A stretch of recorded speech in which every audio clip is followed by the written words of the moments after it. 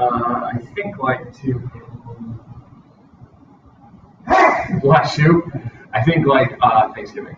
We're on Thanksgiving time. Yeah. So, all right, gentlemen. Welcome to Social Studies today. That was Mr. Pritchard, by the way. Couldn't tell. I'm going to go through your first note with you today in our new packet.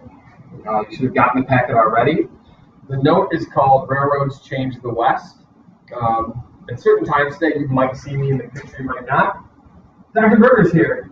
Come on, Dr. Berger, special guest. What? Come on. Oh! Yes. Happy Friday, everyone. Dr. Berger. What lesson are we doing now? We're doing Railroads Change the West. I can't wait to watch this later. Can't wait. Mr. Parrott. Production value is off the charts. I just took a video. So there we go. Here it is. All right. Did you need me for anything? No, I did not. Perfect. Have a nice lesson. Thank you. All right, gentlemen. So, in the packet, get to this note. It says Railroads Change the West on top. I'm going to take you through the PowerPoint. I will highlight the stuff that you need to fill in so you can follow along with me. But I'm going to lecture just like I normally would during a lesson, so there might be parts where you're just listening and there's nothing to fill in. I will try to alert you when it's time to copy something.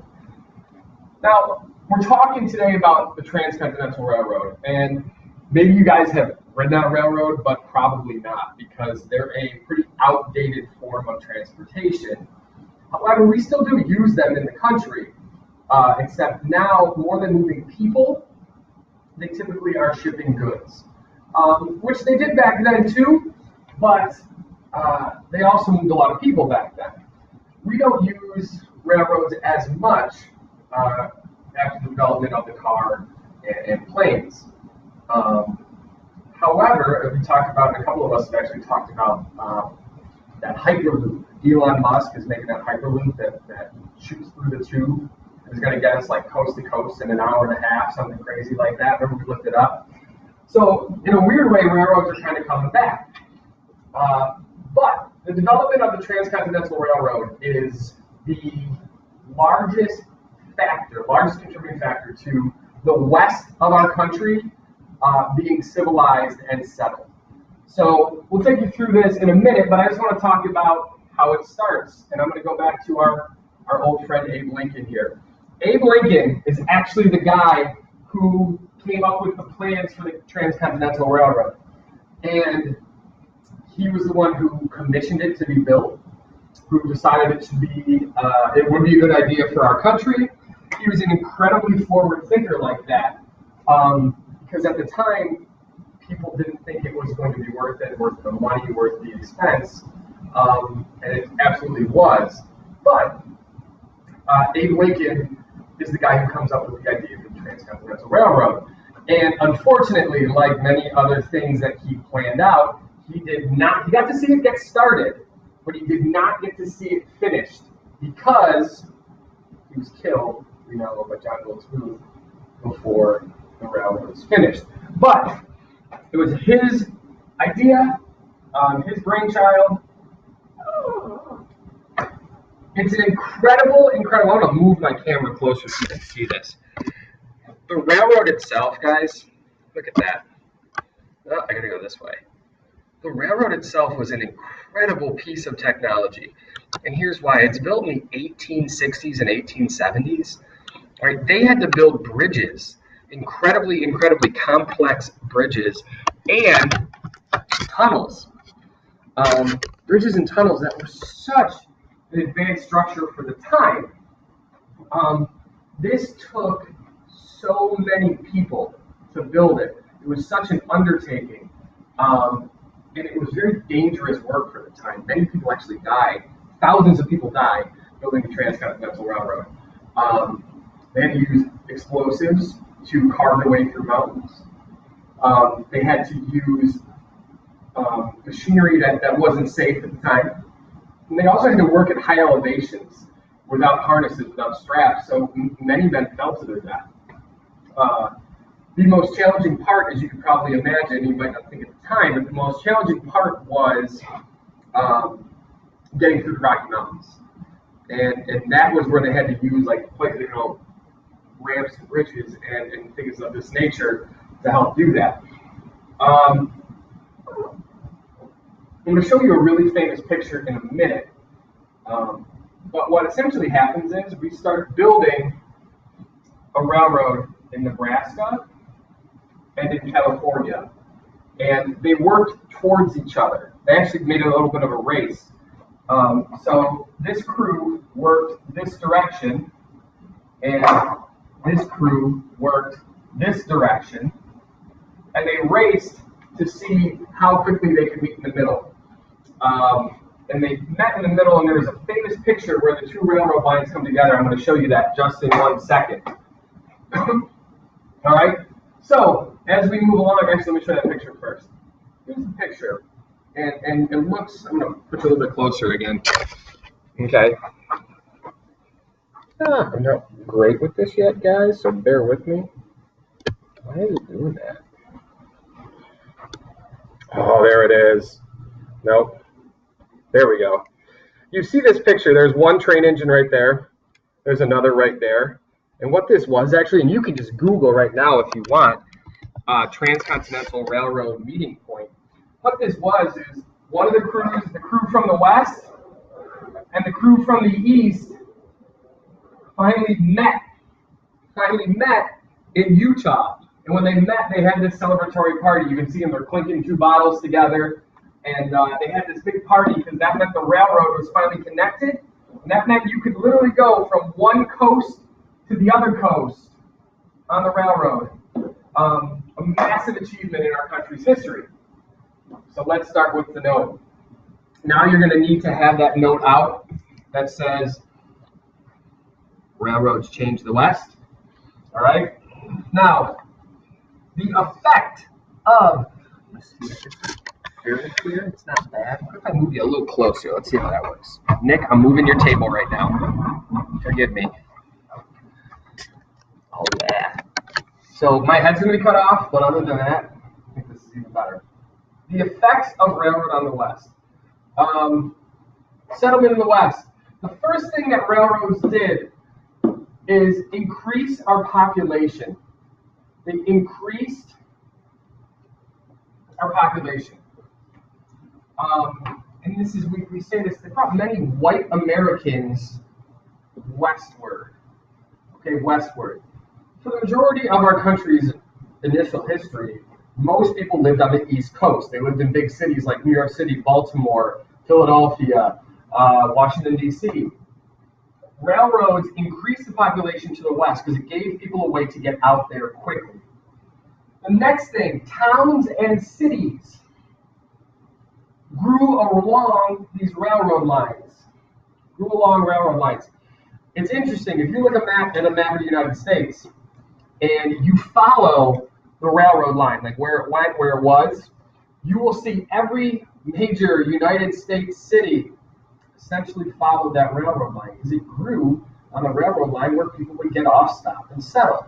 So, big Midwestern cities like Cleveland, Chicago, St. Louis, Denver, and then working our way out even further west, Salt Lake City in Utah, and then Los Angeles, Sacramento, these big cities in California, all along the railroad line. And that's how they got there. That's why they were there. And lastly, it allowed Western territories, or territories in the West, to apply for statehood. We don't think about this, but after the Civil War was over and Reconstruction was over, there were still a number of areas out west that were not yet states. They were just uncharted territories. Bringing more people out there, they settle more, and then they want to become a state, so they apply for statehood. And then we're talking about places like Colorado, Utah, Nebraska, the Dakotas, Montana, all these western territories now wanted to become states as a result of the, that is pretty clear, of the railroad. Here's a flyer. For men to work on the railroad. There was 2 different companies that were actually building it. This is for the Union Central Railroad. There was also the Union Pacific Railroad. The pay was actually really good to work on the railroad. And it was good pay because it was really dangerous work. So they had to pay well or people wouldn't do it. Now, the railroads have a profound effect on this group of people. And side note, let's talk about the Plains Indians for a minute, okay? You talked about, like what's appropriate to say, what's not appropriate to say. The term Indian, let's talk about it, is in some circles considered rude, considered disrespectful. And there's a lot of like professional sports teams that use the Cleveland Indians, the Atlanta Braves, the Washington Redskins. For a long time, that population has been uneasy about the use of that word. And if you're really going to use the word Indian, we should say Native American Indian. That's a little bit more proper and appropriate with it. So when we say Plains Indians, we mean Native American Indians. And when we say Native American, all we mean by that is they were here originally. They're native to America. They were here long before our families were, unless some of us might have some Native American blood or heritage in us. In that case, you could trace your lineage all the way back to these Native Americans that were here way before the colonies were settled and that. The Transcontinental Railroad is really difficult on the Plains Indians because it brings people into places where the Plains Indians didn't have to deal with settlers for a long time. The Plains Indians lived out in Iowa and Nebraska and Colorado and Montana, and nobody was out there. So they had free reign, free run. They could do kind of what they wanted when they wanted, and that was no longer the case. So what this does is finally, once we get out there, is Native Americans are forced onto what we call reservations. Reservations still exist today. They are all over the country. However, in Rochester, we have many that are very close to us. There's 2 and 3 that are out in Buffalo, near Buffalo. There's several out near Syracuse. A reservation is a plot of land that was set aside to move Native American Indians to. Here's the thing, though. They didn't go because they wanted to go. The settlers forced them to go. So it's not something that Native Americans wanted. It's something that we made them do to get them off land that settlers wanted to farm, cultivate, and build their towns and cities on. Because they didn't want to do this, a lot of Native Americans fight with the U.S. Army. A lot of Native Americans fight with the U.S. Army. Many die. And think about our stereotype of Native American Indians. And stereotypes in many cases are grounded in reality. We think, what do Native American Indians typically, we picture them fighting with? You picture them fighting with a bow and arrow, or a spear, or a hatchet, or something like that. That's the truth, and part of the issue why we were able to move them onto reservations and why they didn't have a whole lot of say in what we did was that technologically we were much more advanced than they were. So they didn't want to move onto reservations. Oftentimes they fought, but we were fighting with guns. They were fighting with less sophisticated weaponry. They did have guns by the end of a lot of these conflicts, but they were not as well organized as the United States Army. They were not as big as the United States Army, well equipped, all these things. So typically the U.S. Army wins many of those battles. And we force these Native Americans onto reservations. The last thing that we do is that many of these railroad crews killed buffalo, and Native Americans starved. And this, again, we talked about in the video you watched yesterday. They talk about buffalo, not the city, but the animal. And at the time of what we're going to call the Progressive Era, there's 30 to 50 million buffalo in the United States. So wrap your brains around this for a minute. I'm going to come down here. At the time, before we start building the railroad, you have 30 to 50 million. That's craziness, right? Buffalo on the Great Plains, all over the place. At the time we call the progressive era, that's over, we have 1,059 buffalo left. It went from 50 million to 1,000. So we killed off up to 49,900,000 buffalo. And they did it for reasons that the Native Americans didn't understand. Native Americans hunted buffalo as their source of food. But not only were they a source of food, they were a source of everything. They ate the meat. They used the hide to make their teepees or their tents. They used the wool for blankets. They used the horns and the hooves and the bones for tools and spears. They used every part of the buffalo. And they didn't understand, because when white settlers came in, we killed the buffalo, but the only reason we killed the buffalo was to get them out of the way so we could build the railroad. And so not only did we take away their source of food, but we took away their source of everything when we killed buffalo. So even more so than the wars they fought with the United States and the things that the United States to move them on the reservations, by killing the plains buffalo, the plain bison, is probably the worst thing that we do to the Native Americans. Now, on that area, that plain that we set up in that wide open space in the middle of the country, starts what we call the cattle kingdom. Okay, and cattle are just mean cows. The cattle kingdom allowed these cattle or cows, whatever you want to call it, but cattle is the word to fill in, to be shipped to markets in the east. Before the railroad exists, the only way that we could get cattle from one part of the country to the other is walk them. And guess how cattle walk? Slow. So we have this new method of shipping cattle back and forth, and it was a huge profitable business, and the railroad allows it to happen. It also causes, you guys watched in that video, remember they talked about cowboys, right? And the original job of cowboys, other than losing football games every Sunday, was to herd and move cattle. So they would go out with a massive herd, sometimes hundreds, thousands of cattle, and they would move them from one part of the country to the other. This sometimes took months. Like they would move them from Arizona to Nevada, and they would take months to do that.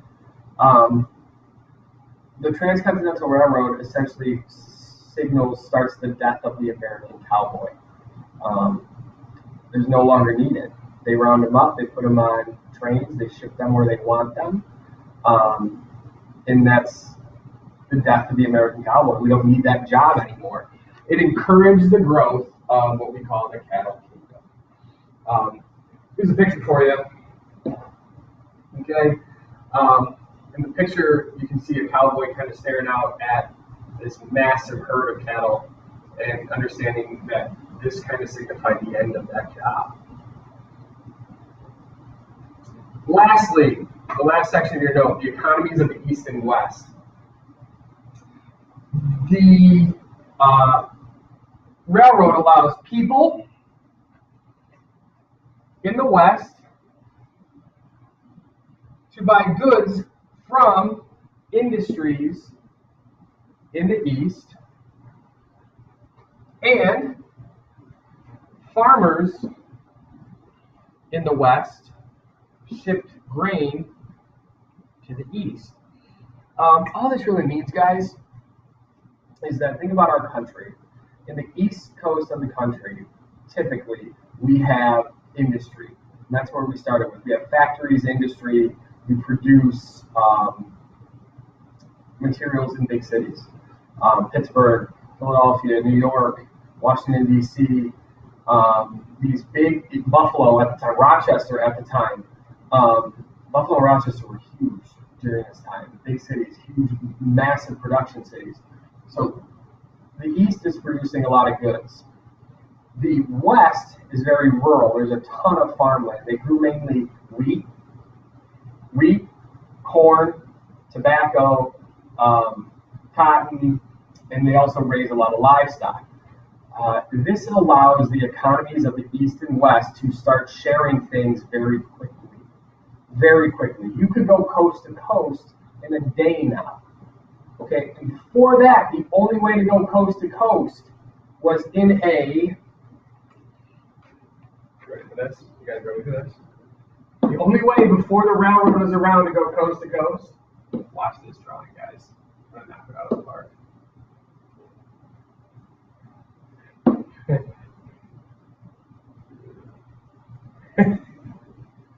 It's so bad. That's a covered wagon, guys. Doesn't it look like one? It's the worst drawing I've ever done. Don't stop making fun of me right now. I know you're making fun of me right now. The only way before this was to go coast to coast in a covered wagon. And so it was really difficult to ship a large amount of goods that way because you couldn't fit that much. And it was incredibly slow and it was incredibly dangerous. So now we can bring goods from the West to the East and vice versa very quickly, very efficiently. And that is how railroads change the West. What I'd like you to do right now, make sure your note is filled in completely and properly. If you didn't get something, a couple options. You can raise your hand and I can come help you with what you missed, or just run the tape back, the video back to the spot that you needed to see. And then there is a assignment in your Google Classroom. You got to take care of that. It asks you a few comprehension questions. It asks you a few kind of critical thinking questions.